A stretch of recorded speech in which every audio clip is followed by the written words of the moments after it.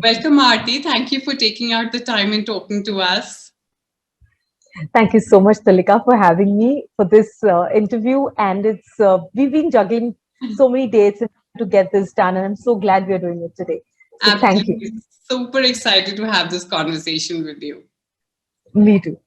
So, Arti, I'm going to start with my first question asking you that, when we talk about making the first impression, body language should speak louder than words. But I have to say that we mix up looks with body language. As soon as somebody is a little different than the regular, our mind tends to play trick on us. You are someone who's had a life, who's gone through it almost for your larger part of your life. Tell us a little about it. Talika, this is a question, the answer to which lies very, very deep embedded in my soul. So for me to get that out and share it with you is going to be really interesting. And I say that because I've lived all my life with battling this whole judgment thing that comes up so easily, because human beings by nature, we have so many judgments in our mind, and that's what we keep doing all the time. And thanks to the society, to the social media, to so many other constructs, it's very easy for us to judge. Yeah, And so when we look at a person, we mix body language and the looks to be, and connect it with how the person could be, make up our minds before actually we get to know the person. So absolutely. yeah, this journey is quite tedious, it's cumbersome, but it's very, very exciting. Great. But what got you the strength? How did you deal with it? I think every time we are faced with a challenge, all we have to do is delve deep within and just pull out some strength from within us, because all of that is lies embedded and latent within us. So I think a challenge comes across only so that we can stir that up and pull it out of our systems to be able to use it. So, but So it lies within. Yeah. I remember you telling me that when you were as young as 9, your parents took you to a doctor, in fact, to seek medical intervention. And Yes. you stood your stand against it, saying that no, this is not what I need. I don't need it. Tell me what motivated you at that young age. Uh, Sulika, when I looked at myself in the mirror, I didn't see anyone different. I didn't see anything different. For me, I was just another person, but I had the world looking at me very differently, through a very different lens. And Right. I realized that all that had come in, and my parents had taken this decision to take me to the doctor and get me treated, or to see if some plastic surgery could work, simply because of societal pressure, Right. because they have been pretty chilled. So I knew that this was superficial, this wasn't them. I also knew that because I come from a very middle class family, that this would also be a financial burden. And I frankly, even at the age of 9, didn't feel like going through the pain, because when I just got to know what the process would be, the procedure, I thought, wow, I would go through so much of pain for what? Just Right. to look a little better or different? And who decides that? So I think that was it, because I just didn't feel like going through the pain, at that point, at the age of 9, more than anything else. I was like, I am not going to go through the pain.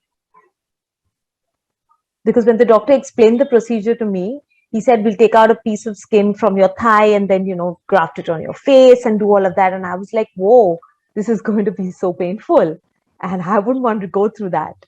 Absolutely. And I was very confident in myself. And that's, I think, a blessing that has come from the universe, that I've been a very confident child. So I think it was easy for me to make that decision and tell the doctor that. That is so cool. And like you rightly said, confidence is the best accessory that we can carry. Absolutely. Absolutely. That's good. But in today's time and age, when most of us have become mini celebrities, at least in our own eyes, we all want to look perfect. We want our pictures to look perfect. We are constantly living after filters. One, two, three. There are multiple filters being filtered out in our daily life. Does that trend bother you? It bothers me, yes, because I see there's a lot of focus on very superficial things, and children, especially adolescents, are getting affected by it. And since I'm a mental health practitioner, I work in the field of mental health. I see this causing a lot of distress, a lot of depression, anxiety, and such issues are rampant. And that's because social media and how we should be and look plays a very, very large role from a very early age. Right. So it's kind of like a template handed down to us that this is how it is, and this is how you need to look, and this is what you need to do for it, and only then you're acceptable. So yes, it is very worrisome because it causes a lot of mental health issues, physical as well as mental. So if you have to give one piece of advice to somebody who is going through, if not, but similar physical issues or mental issues, what would that be? Limited consumption of social media, build on your self-worth, your self-esteem, self-confidence. The work, it's all inner work. It's nothing to do with the external. You can't really blame Instagram or Facebook for anything that you go through because that's so external. So we've got to strengthen ourselves from within. So the work is inside. And that's the best part because it's your work. You have the control and the power to do it. What it's somewhere else, it would be really difficult for us to do it. But the power lies with us. The control is with us. So we can work on it and we can really strengthen ourselves to make sure that we're not affected by all of this and use it very, very moderately. So yeah, it's a lot of therapy work. But do you think the society is talking enough, leave alone do enough about mental health and, all of these factors that are adding on to the existing pressure that, our kids and our society already has? No, we aren't doing much. In fact, we're doing nothing, especially in India here. Mental health is still taboo. We don't talk about it. We'd rather not see a doctor if you're feeling depressed or anxious or we're going through any other issue.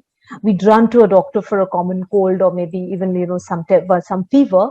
But when it comes to a mental health issue, we just hide it, brush it under the cup, not talk about it, just deal with it. So, and there is a stigma around it. Though thanks to COVID now, it's opening up. People are talking mental health. We're seeing people coming out with the stresses and the anxiety and everything that has come out of, the post-COVID and everything that we've been through in the pandemic. Yeah. So yes, of course, I would say we are opening up, but still we're lagging behind.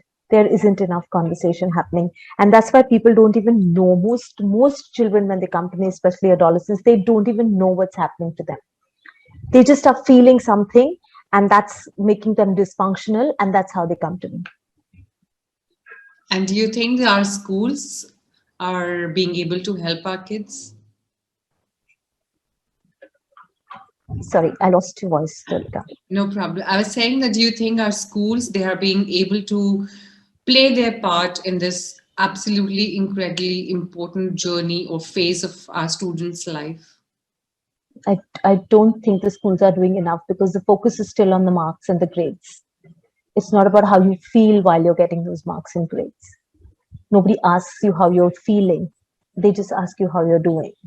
Right. So the focus is on the marks. The focus is on how good you are, which university you're going to go to, which is the next step you're going to take, and how it's going to build your career for the next 10 or 20 years. Where do you see yourself? And all of that. But nobody is asking the child how they're feeling. And that's the sad part. Because it's a journey. It's not where you reach, it's how you reach there, which is very, very important. We don't want children who are doing very well in their careers, who are suffering from depression or anxiety or OCD or other things. Right. We don't want that. We want children and to grow up as adults and, enjoy and be very happy with their lives and the decisions that they make. So, yeah, we're not doing enough there also. Well, you say a very, very important part that an important line that we don't ask, how are you feeling? We only ask, how are you doing? And we were talking about kids, and I think same applies to adults. I think, especially in COVID, I don't know how many of us have actually picked up the phone and actually asked, how are you feeling? And it has become worse in terms of now we're all one WhatsApp away. Those Weekend calls have also, gotten converted into WhatsApp messages. True.